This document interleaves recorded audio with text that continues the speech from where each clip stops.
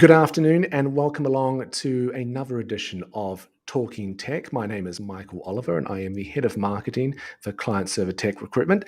And every episode of Talking Tech, we explore some of the big issues that are shaping the tech industry, not only in the UK, but around the world.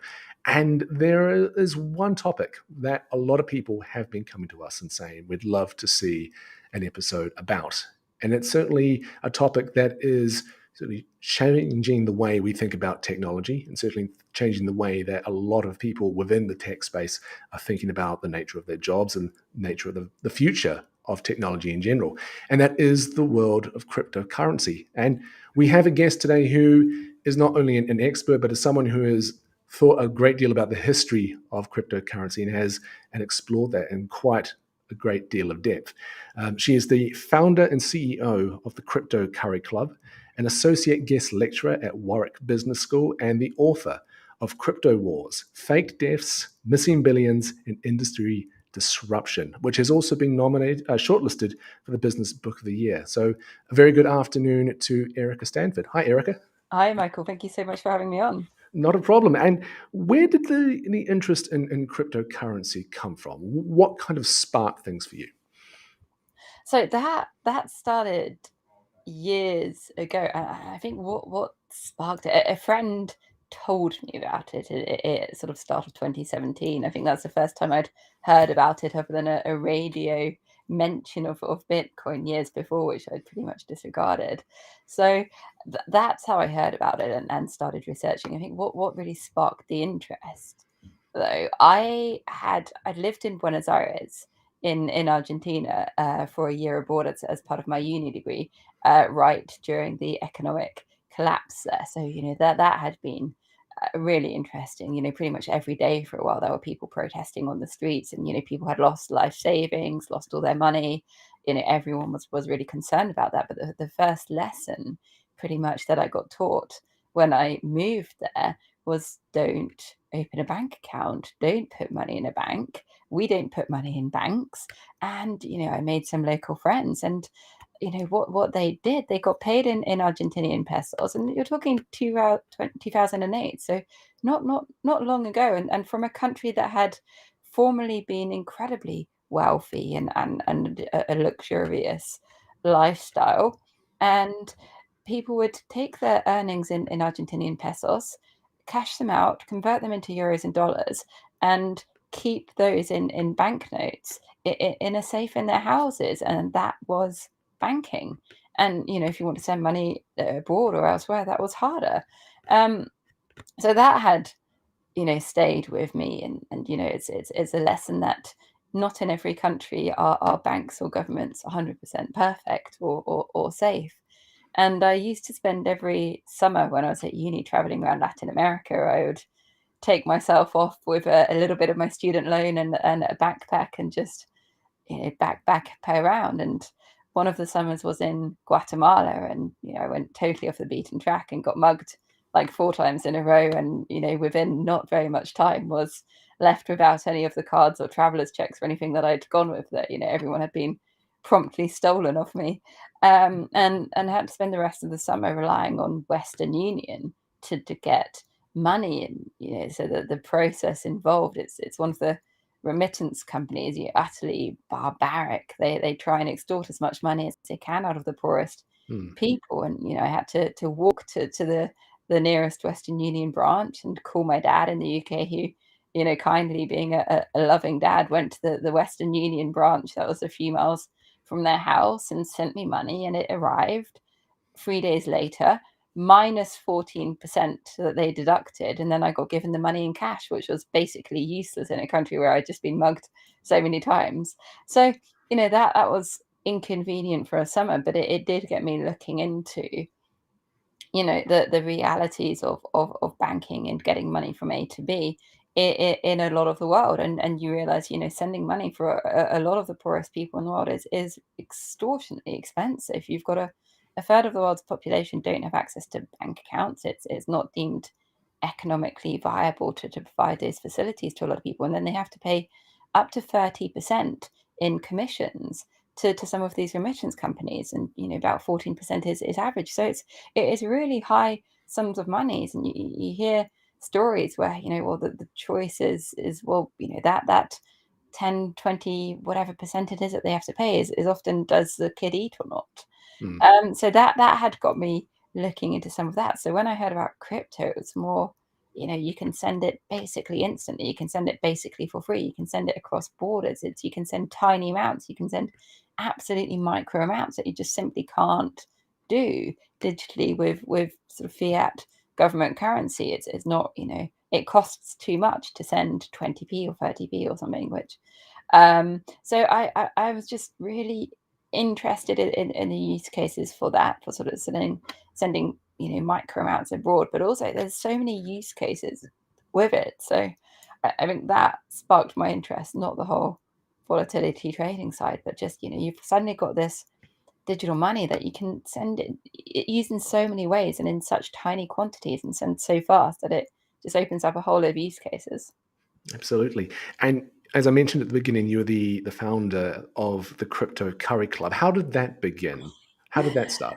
Um, that started pretty much as a bit of a hissy fit. I'd been interested in crypto. I wanted to learn more about the space. I wanted to meet other people in the space, and at the time, everything was on Google. There was a lot of noise on Google, some cool stuff, and a lot of noise and a lot of hype. And this was during a bit of a bubble at the time. So I wanted to meet more people in the space, and so I started going to all of the events in London on crypto. And this was before it sort of really became mainstream. And there were some good technical events, but really aimed for super technical people and coders, and that wasn't me. But the majority of the events were literally seemed to be sales pitches for scams, and you just saw so many where companies had paid to talk and were just promoting the latest investment scheme or the latest £1,000 phone that you should buy which can store crypto, or whatever it was. You're sat there listening to a sales pitch, and then at the end they'd say go network, which I found and still find, if I don't know people, borderline excruciating and incredibly difficult. So I wanted to find ways to make it easier to meet people in the space. And I'd been previously to a Christmas curry for a different industry. I was just a guest, but it was a really good way to meet people. We were sat around a table sharing a load of curry. And for anyone not from the UK, curry is our national food. It's our most popular food in the UK. And I'm guessing that's largely because British food is generally so bad. But it's a national food. So crypto curry sounded good. The domain was gone. Crypto Curry Club was available. So we just started inviting some people that I'd met, some people that looked really interesting, that were active in the space. And I think the first event we did, we just booked out in a nice Indian restaurant. A group of people came, stayed for the whole afternoon and evening, and said it was the best event they'd ever been to. And I think it was just getting like-minded people together that were all working in the space. We vetted people, made it sort of invite only so that everybody was doing something good and active in the space. And it's a lot easier to meet people and get to know people when it isn't a sort of pressured business environment. And when you're just sat down and eating food and sharing drinks and enjoying yourselves, it makes for a lot more natural Mm. talk, and it's just a lot more fun and easy to meet people. And I think what's been nice is so many people have made friends and business relationships as a result of that. And how many members do you have? Now I've got, I think it's about 5,500, 6,000. That has it grew a lot in lockdown from Mm. hosting virtual events and so forth. Sort of a mixture of people who are not only just interested in the topic, but people who are interested in the benefits and the investment opportunities that crypto provides.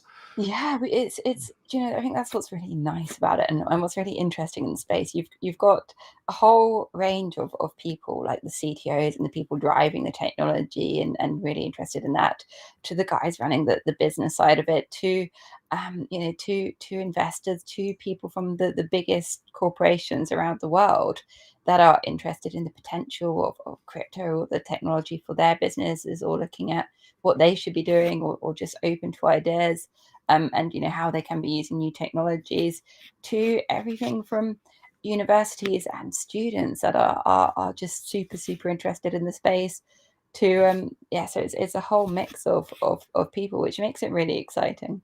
Mhm. The book is called Crypto Wars: Fake Yeah. Deaths, Missing Billions, and Industry Disruption.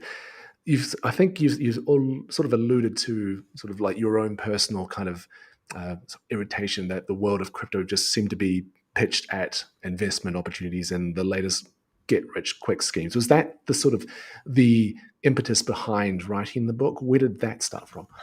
So the book, that I can't take any credit for the idea or for the name Crypto Wars. A publisher reached out to me, if I'd like to do a book called Crypto Wars on the biggest hacks and scams in crypto.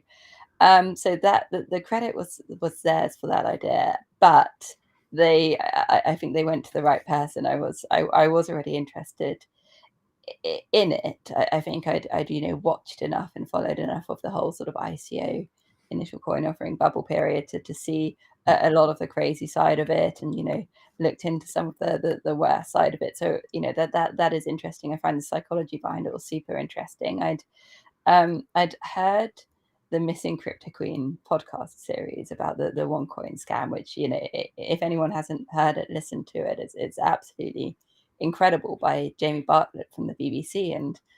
And one of the guys in the carries knew him. So I sent him a cheeky, very fangirl email, just basically being like, "Hi, Jamie, I love your podcast. Is there any way at all? I run this thing called the Crypto Curry Club. Would you come and speak at it?" And he replied, which I was surprised by, but he'd heard about it and said he'd love to. So we had, before lockdown, an event, a Christmas curry, um, Chatham House Rules, where he came and spoke to our community, and shared a lot of the stories that he couldn't share on a public podcast, and some of the stories about researching the OneCoin scam, and some of the things he dug up, and shared some absolutely crazy stories. And what was interesting from that event, because from the crypto curry community, we've got a lot of people that have been in crypto since pretty much day one of Bitcoin. So really since the early days. And a number of them came forward and told me their own stories of seeing scams. And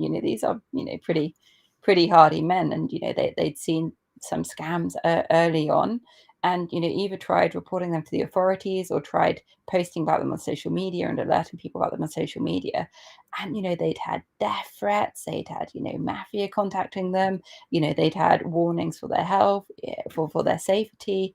One of them now gets government alerts if certain people try and enter the country where he lives, because his life would in theory be at risk. So they told me all of these crazy stories of just trying to raise awareness about some of these scams and trying to warn people about scams. And it shows how much actual organized crime is behind them. It's not a couple individuals often thinking, "Oh yeah, let's pull a scam." In many cases, you're talking serious organized crime and mafia involvement behind them. So they told me their stories and started bringing me into some of these social media groups and Facebook groups that are run by the scams, or run by the people supporting the scams, and where the people are literally just scamming each other almost publicly in these social media groups. So they sort of brought me in as sort of a anonymous, or sort of passive observer, to see what was going on.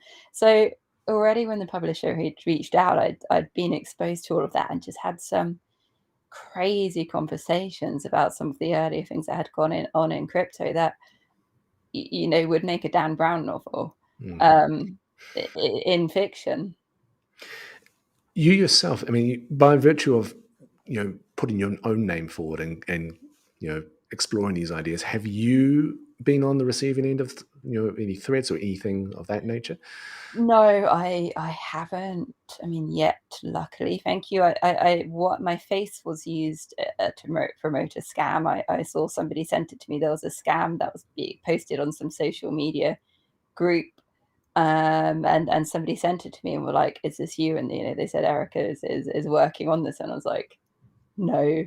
And contacted the police, contacted Action Fraud, and I think that died down, and it was just a small thing. So no, that's the only thing, and apparently that happens so commonly, and there's nothing really one can do about it. Um, for the book, I was lucky. I had an amazing publisher, and they gave me a legal editor to go through the whole book, which involved a lot of changes. I had to take out a lot of opinions. I had to use the word allegedly for about every other word. There was one chapter we had to take out for something I maintain as a scam, but it's a big company that has lots of apparently very good lawyers. So yeah, we had to be careful. So I think with the book, it was just a question of being super, super, super careful Yeah. about what we said and not exposing anything, just repeating what had already been said. And exposing something would be it, probably a better service and very exciting, but comes with a lot of risks. Has anything during the course of not only writing the book, but certainly the response to it surprised you at all? Response to it. The only thing, I mean, this is a positive thing. The only thing that surprised me about after it had gone out, I knew from the publisher that W.H. Smith had bought some copies, and when it came out, it was this was just as lockdown was ending, so I think it was like the first time I'd really been to a shop since. And I walked into the W.H. Smith in Paddington. I was just trying to find it, thinking, well, maybe I'll find it, or maybe I can ask. And they had it as like their number one business book, and I was like, wow, didn't expect that one. Took all the photos. That was a total nice unexpected surprise. I think surprising in terms of writing it, the research. People were really willing and open to speak, which was amazing. Not everyone was able or willing to put their name to things for fear about being caught up in other stuff, or because they'd had warnings or risks already. I think the main thing that surprised me is you get into investigating crypto scams and looking into them, and there's one thing that just comes up over and over and over again, and by far the all of the biggest scams, and it's multi-level marketing. Mm-hmm. And it's multi-level marketing is legal inexplicably. It shouldn't be, in my humble opinion. Apparently 98% of people that get involved in multi-level marketing end up losing money, and it's one of those sort of pyramid shaped schemes where those who get in super early make a lot of money, in some cases hundreds of millions, Mm-hmm. and pretty much everyone else has to pay to get in, and ends up losing money. And the biggest scams use this multi-level marketing trick to pay high commissions to anybody who invests, and creating sort of a pyramid shaped chain of commission payouts. And that gets really bad when you're not selling things that would be legal to sell on multi-level marketing, like leggings or vitamins or whatever legal multi-level marketing companies do, albeit many of those end up getting shut down for being bonsai schemes. But when you're selling a product which is, hey, if you buy this coin, you'll get rich quick, or hey, if you get this coin, it will double in value, or you'll get X amount more, or hey, if you invest in this, we've got this amazing software or this amazing mining equipment, or whatever the claims are, so you'll get X% guaranteed returns every month, whatever the claims are, and then paying commissions to get people to invest. So it's so bad, because then people not only fall for the scam, but then they're incentivized to spread it and spread it and spread it. So these scams spread like absolute wildfire, just all around the world. And you just hear all these like super sad stories where religious leaders and community leaders start promoting these scams. And it's a gray area. Some of them will know that it's a scam and don't care. Some of them might know that it's dodgy, but don't care. And some of them might actually think it's good and just are being greedy, trying to get the commissions. But you just hear all these stories where people promote them to their communities or to their villages or to their congregations or whatever, and then soon after, the religious leader shows up with a new Mercedes or whatever, with the commissions from it, and then everyone loses their money, and they just keep spreading. And some of them, either after they've been shut down, and you've got law enforcement going, hey, this is a scam, this is a Ponzi scheme, we're trying to arrest the leaders, people are still promoting them and still falling for them. So that I think shocked / surprised me the most, and just has made me really question why multi-level marketing is allowed to still exist, seeing as it just seems to do so much damage to pretty much everyone. Absolutely. You wrote regulation in crypto hasn't caught up with the pace of technology and innovation. That's not a unique theme in the world of No. tech at all. This is like a tale as old as time, and there seems to be, I mean, like a disconnect between the way that the technology evolves and grows and the knowledge and expertise of those who have been charged Mm. with regulating it. And the thing that springs to mind straight away is back in 2018 when Mark Zuckerberg was before the Senate hearing committee, and a senator asked him, "I don't understand how your website is able to be free. Why, and you're a multi-billion-dollar company, Mm. how is this possible?" And Zuckerberg just kind of looked at him and said, "Well, we run ads." And it just sort of straight away, like that fundamental knowledge of how a Yeah. tech company works and how that industry is funded. But the question here is, how can this be regulated? How can this be done in a way that not only limits the technology, but ensures that things like you've just mentioned Mm. don't come to bear? Yeah. What sort of things should be thought about? I mean, you've touched on it, because there is a risk of regulation limiting technology, and at the moment we're really seeing that happen in the UK. Regulation hasn't caught up with it, and you've now got the risk that a whole load of good companies will be forced to leave just because regulators haven't acted, haven't sort of got ahead far enough. And you get it from the regulators' point of view, because they don't want to risk sort of giving a green stamp of approval to a company that then later proves to be bad. And that has happened before, and you can understand that hesitancy, and they want to be careful. I think the problem there is, things are changing so fast, and the I'd say probably the majority of companies in crypto, you know, aren't trying to scam people. Yes, there are ones that are, but the ones that have gone forward, going, please, can we be regulated? Largely aren't trying to scam people, and are trying to make things good and compliant. And there might be a few minor tweaks that they have to sort out, but I'd say, from knowing a lot of these companies, largely the intention is good.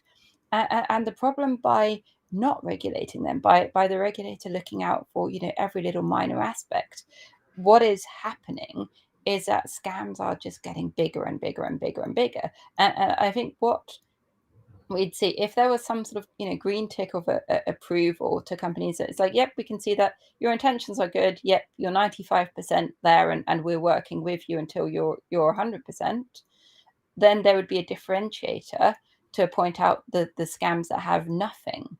And at the moment, because practically no company is regulated, it makes it a lot easier for the scams to grow and grow and grow and grow, and to attract all the people, because there's nothing really differentiating themselves from it, and they're just able to get so big. So I'd say, I think the problem of regulation being slow is, yes, you understand the desire to be cautious, but it does create this environment where the scams get big and cocky. So it is a fine balance. I think one of the problems you see, and I work part-time at the main law firm in the space. So CMS, the biggest law firm in Europe, and they're super, super active in the crypto and fintech space. So they've got all of these clients, and I see it over and over again when they're dealing with regulators and with the clients, and so forth, how slow it is, and how strong the desire is from the good companies to actually sort of get regulated. But also, and if from the regulator's point of view, that companies and technology can always pay more than regulators. And hiring someone out of the FCA or out of law enforcement or something is a good move for a company. And they can pay more, and they move faster, and it's more exciting, and there's more innovation happening. So a lot of people, the good people, often get headhunted out very quickly. So that there's a huge churn of people leaving into the technology sector. And, often you hear it so often that people in the FCA, for example, in the UK, I haven't experienced it myself, but you hear it from all angles that are just being replaced by younger and younger and younger people with less and less experience. Because the older ones, at the minute they get to a certain stage, get headhunted out of it. And, to their credit, they've had to deal with pandemic and the disaster that is Brexit, which probably hasn't helped resources. But it just seems that they are under resourced for what is a colossal job of trying to bring some order into this space. I certainly wouldn't want to work on the regulation side. That's also going to be incredibly difficult to do just by virtue of the technology itself, that it is decentralized and it is designed to jump over borders and to be as accessible as possible. Mm. So how can you regulate something that by very nature is meant to Mm. defy borders and defy like the authority Yeah. of one single entity? I mean, there are checks that one can do. I mean, firstly, if you look at things like crypto wallets or crypto exchanges, just as an example, there have been some, the bad actors that have been scams that have said, send us your crypto, we'll look after your crypto for you. We'll look after it safely, and lied about how they would store it and lied about the security measures. And once they had enough of people's crypto, it effectively went, thank you very much for your money, and buy and shut up shop and exit scammed. And that's happened a few times now, and will no doubt happen again. But there are checks that one can do. And one of the key factors about cryptocurrency is that it is largely traceable. It's on blockchain. You've got a time-stamped record of every transaction that happens. And you've also now got these softwares like crypto analytics softwares and tools that are incredibly powerful. You've got a number of companies that offer this software where transactions can be tracked and traced, and they can be used to spot trends and see where crypto is going and so forth. So it is possible, if you're looking at, say, a crypto exchange or a crypto wallet, to do a full audit on these setups, and to look at, are there any flaws in the code that might have been deliberately put in to leak out the soft to leak out people's crypto, and is the cryptocurrency actually going where they say it's going, or is it going to the owner's personal wallet, which might be a red flag that the founder might be looking to exit scam. So that there's an awful lot with crypto that can be traced, and doing such an audit, it's not cheap. It's not going to happen overnight, but it is Mhm. possible. And I'd argue that the cost of doing that is an awful lot less than the cost of trying to recover the funds after one has exit scammed, and would be a small percentage of their takings overall for a good company. So there are things that could be done to show that, yes, we can see that the technology is what they say it is, that we can see that the technology to store the crypto is secure, and it might be that repeated audits are necessary. And you can also, with crypto, track where funds are coming from, and these softwares are getting incredibly powerful, and have very competent people running them. So it's quite possible now to show that, well, okay, topical for the moment, 100% of these funds came from Russia or from the dark web or whatever. Mhm. That can be seen, and that they can link addresses together. So by using a lot of these sort of softwares and doing some of the audit checks, I think one can get a lot of information about where is the crypto coming from, where is it going to, what are the intentions of the owner, is the technology, are the security measures that they've got what they say they are, Mhm. which is a good starting point. Absolutely. Uh, Moving on, like many of the stories in the book are incredible, and they're sort of, it's mind-boggling to think that this has happened in such a short space of time, and it's almost unbelievable to think that this is something that's happened to, or it could happen to just anyone who Yeah. invests and looks at it.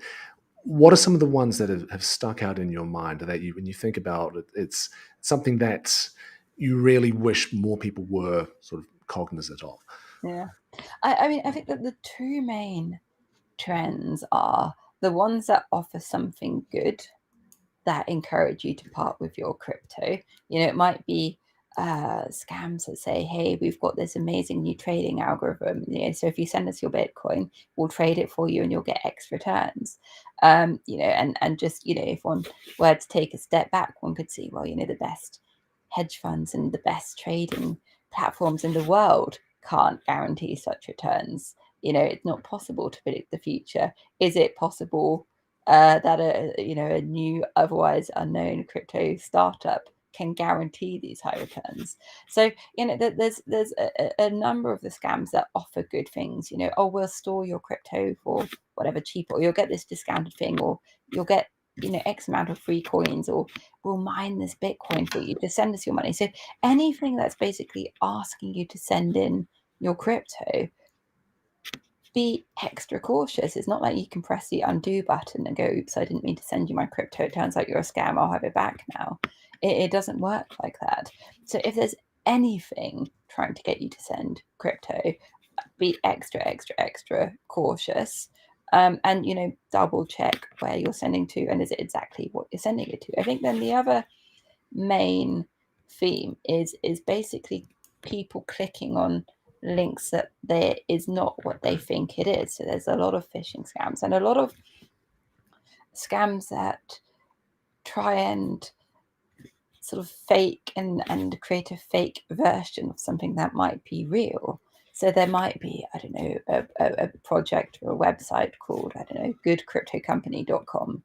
And normally that's spelt the normal way, and a scam might change an O to a 0 or an L to a capital I or something that, looks identical, looks absolutely identical. And they might totally recreate the website, or they might just, spoof the domain or something, so that as far as people think they're clicking on what they think is a good website or so forth, and they're clicking on a replica or a scam that takes some money. And that happens so often. There's all sorts of scammers and bots posting in social media, chat groups on you've seen it on Facebook, you see it in some of these community channels run where people will post links, or even you'll get it on search platforms. So I think that would be one of the main trends. And one of the problems, when this isn't a crypto problem, just a technology problem, hackers going to hackers are smart, hackers want ways to make money, and sources of centralized information are exciting and attractive to hackers. So you go on the dark web and one can buy all sorts of you see all sorts of lists of email addresses, or email addresses from this crypto exchange, or users from that platform, or whatever. So if one wants to run a scam, one can go on the dark web and access all of those email addresses or so forth, and then go to those people. So you've got a lot of information available about people that which has been gotten from hacks. So it can be quite easy for scams to trick people, because they know a lot about them from the information that they've gleaned from hacks, and gleaned illegally. So they might contact someone and then they think, well, hey, this is real, this is legit, they know this is about me, and then click on a bad link, or are then led to send crypto to a bad address. So I think the one thing is just never click on any link, ever. If you want to go to a company, type it yourself into Google, like manually type out good crypto company or whatever that is.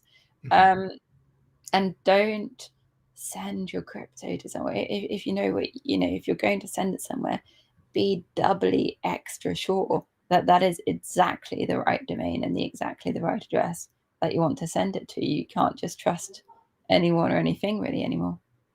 Absolutely, absolutely. And I just want to remind those who are tuning in that if you have any questions for Erica, please add them into the comment section on LinkedIn, or if you're watching via our LinkedIn live page, there should be a little chat box on the right of the screen. You can send your questions through.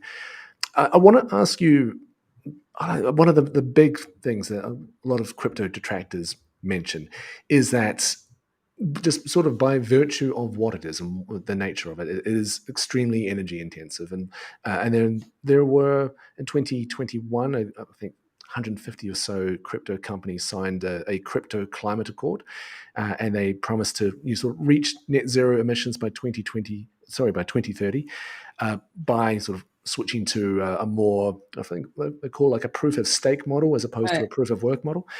And just wanted to get your thoughts on that. Is it viable? A lot of the technology sort of become, well, the way that crypto is mined and the way it's sort of brought Mm. to bear is very much entrenched. Is it possible to have in your opinion, a more environmentally sound way of doing this in a way that is, I guess you can use the word ethical?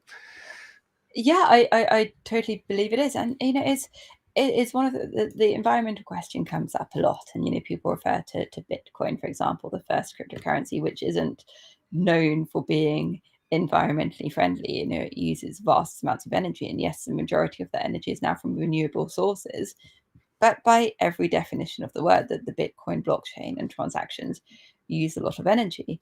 But one sort of way I'd look at that is the technology in the space is evolving faster than pretty much anything else. You've got this huge brain drain of many of the smartest people from every industry going to work in crypto because they're passionate about it, because it's fast moving, because it's exciting. So it's moving and evolving incredibly fast. So I see it a bit like the tube. If anyone's been on the tube in London, you'll know that it's not always the fastest, it's not always the most efficient, it's certainly not the cheapest, and there's huge gaps sometimes between trains arriving. And if you go to Singapore or Hong Kong, it's much faster, it's much efficient, it uses much less energy, it costs a lot less money to run. um it's just a lot cleaner and easier because it's newer. And crypto is like that. So you've got this technology that's just evolving incredibly quickly. So you do now have blockchain platforms and blockchain protocols and cryptocurrencies that are very sort of energy light. So if anything you do digitally uses energy, one can't get away from that. So it might look at, oh, we're not using energy directly, but actually some of the websites or platforms that we use online for free have vast data centers that use vast amounts of energy. So by sending a message on WhatsApp, by sending an email, by being on this webinar, by posting a comment on the comments page, all of those actions use energy. Now, we don't directly pay for that or see the effects of that. Every single thing we do online uses energy.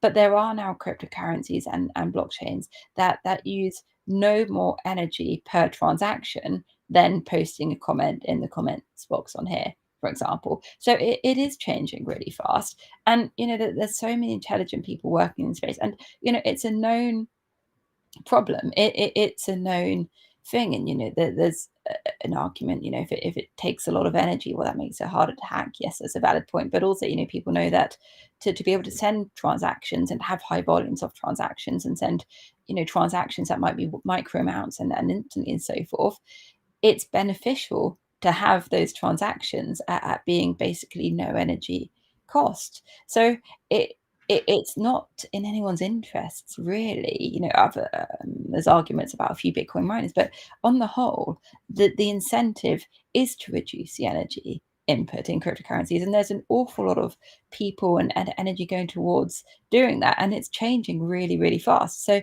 absolutely, we've already got cryptocurrencies that use, as I say, no more energy than anything else digital. And then there's also offsetting platforms that can calculate how much energy is used in a crypto transaction, and could offset that against by planting X amount of trees and so forth.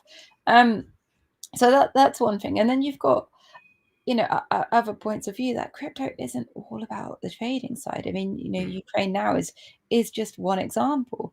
The Ukraine, it's not necessarily easy to be able to send money to Ukraine or whatever. They've raised over $100 million in donations from crypto.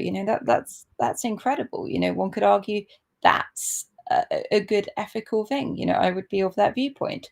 Also for charities, it makes them able to accept donations from other sources, and then you've got blockchain, the technology that cryptocurrency is built on. But one of the benefits of that is it shows sort of a level of transparency and data that you can't get from anywhere else. You've got an absolute proof of things happening. So you've got things like diamonds being recorded on blockchain to prove that this is this specific diamond, so we can prove that this hasn't come from a bad mine or from child labor or so forth. You're looking at, there's projects looking at, for example, the fashion industry or the chocolate industry, where you've got huge amounts of slave labor, of unpaid labor, of environmental problems. And at the moment, in these industries, there's really no accountability. There's nothing stopping you making a chocolate bar that's made of slave labor and selling that in a shop. The percentages of clothes that we buy, I think it's something like 50% of all the clothing we buy is made by slave or forced or underpaid labor. And then you've got blockchain coming in and looking at how can the actual data of who gets paid what or who farmed what, and of where it was grown, and you can prove that yes, this is organic, or yes, farmer so and so got paid X amount. So there's a lot of good coming out of having that accountability also, which I would argue, is a greater benefit than the environmental impact of the technology. Absolutely. I want to ask about, you sort of you preempted my question. I was going to ask you, uh, you know, in spite of the detractors, you certainly believe that it can be and should be used as a force of good. But in terms of how it's sort of more mainstream applications, and I think this is certainly not a case of anything to do with tech, like the technology that sort of underpinned the iPhone when that launched. That Yeah, that was by no means new, but uh, the actual use case study certainly was. Well, yeah. how far away do you think we are, just in terms of blockchain technology, or even crypto and just in general, being sort of thought of almost with the same kind of regularity that someone would think about using a smartphone? Is I it I good? I don't think we're too far away. I mean, millennials and younger people are getting into it far faster than older generations, and growing up with just everything being digital, and especially when you look at things like gaming, that games have these in-house currencies, and kids just grow up being used to having that, and wanting to have that immediate ability to swap things for things digitally and so forth. So I think in terms of it being mainstream, I don't think it's that far away. I think the user experience and proof of safety are the main things that need to Mhm. change, but that will happen. That's it's already come so far. And you're talking about technology that's really new. You're talking about something that's basically 12 years old. Mm. So it's grown and changed enormously in a very short amount of time, 12, 13 years old. So things have changed really fast, and are continuing to change. And you mentioned about sort of the good side of it. I think it's one of those things, like water can be used for a lot of good things, or it can be used to drown people. Likewise fire, likewise money. And it's one of those things. There's a lot of negativity about crypto. It's always used to buy drugs and so forth and all of that. And in the early days, statistics seem to be that around 30% of all crypto transactions were used on things like the dark web or to buy drugs or for crime and so forth. Now, the latest statistic I read from last year was it's 0.4% of crypto is used for crime, because there's more crypto out there. There's it's a bigger market. There's more things to spend it on, and that compares really favorably to fiat government currency. Much less percentage of crypto is used for crime than government currency. And still, if you want to do drugs, to buy drugs from somebody, yeah, of course you can send them Bitcoin and they can put it in the post, but that Bitcoin can be traced and it can be stopped in the post. So it's not exactly risk free. And, a lot of people will say, using Bitcoin to do crime is not a very intelligent idea, because it can be traced. If you want to buy drugs from me or I want to buy drugs from you, and we're both in the similar location, by far the best bet is still to get together and swap drugs for cash. It's because that can't be traced. So Mhm. I don't want to implicate either of us in that, but the point is that using Bitcoin or crypto for crime in most cases is not that good an idea, unless there are ways to really obscure it. But then that's making things complicated and adding risk to the crime side. So I'd say the vast majority of crypto is being used, either for good or for people's own benefits, and not for crime or anything bad.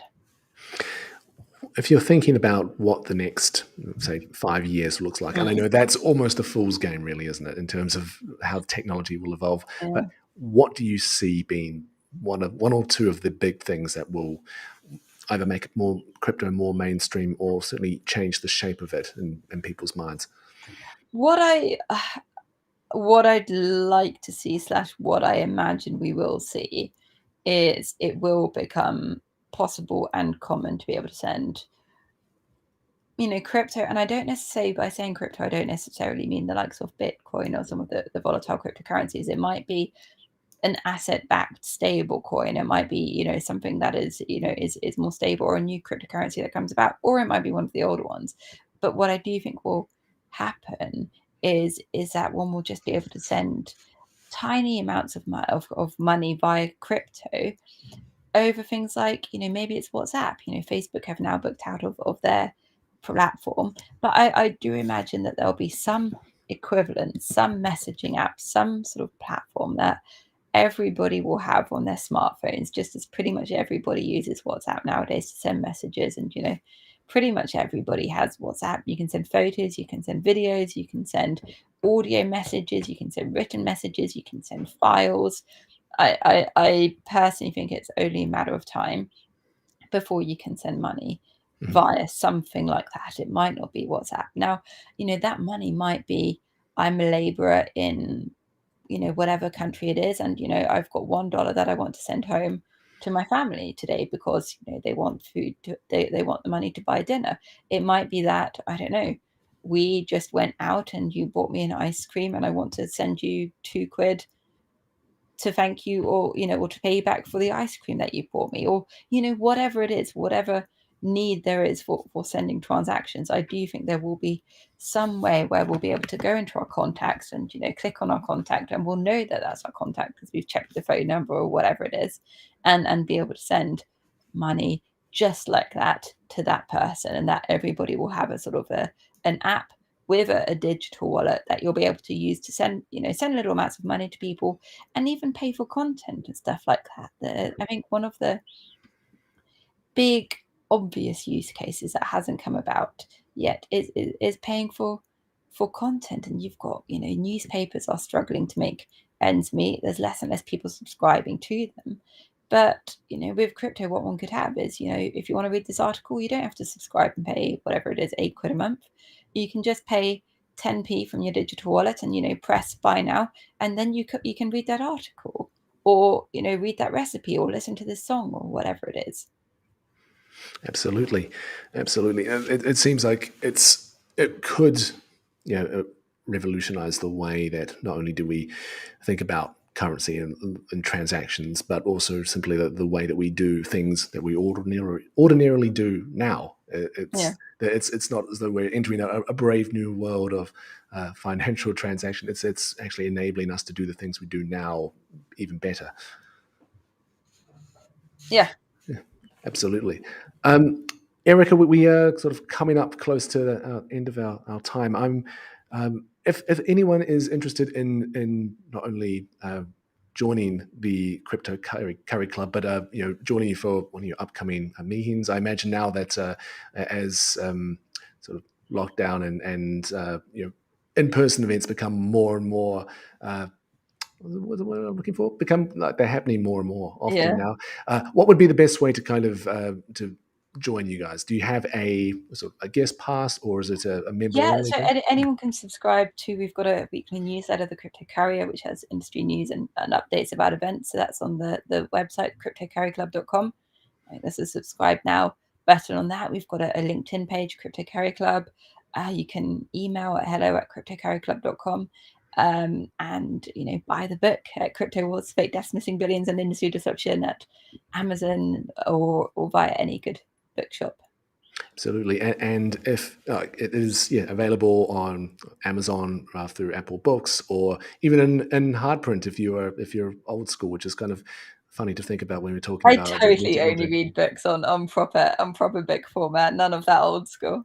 Yeah, absolutely. Erica, thank you very much for your time this afternoon. It's a really interesting conversation, and I think there is so much that has been said about crypto in such a short space of time, but there is certainly a lot more to be said.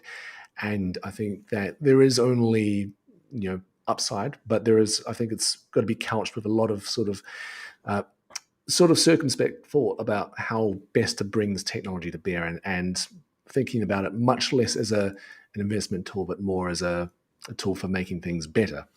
And I think that, if there's, I think one of the early things you mentioned at the start of your book, and I've got the quote here. I do want to read it out.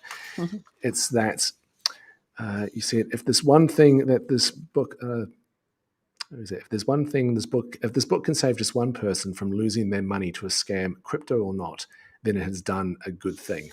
And I think if I think there's a strong intention, and certainly if more people, take it from that approach, I think that the technology will see them fine.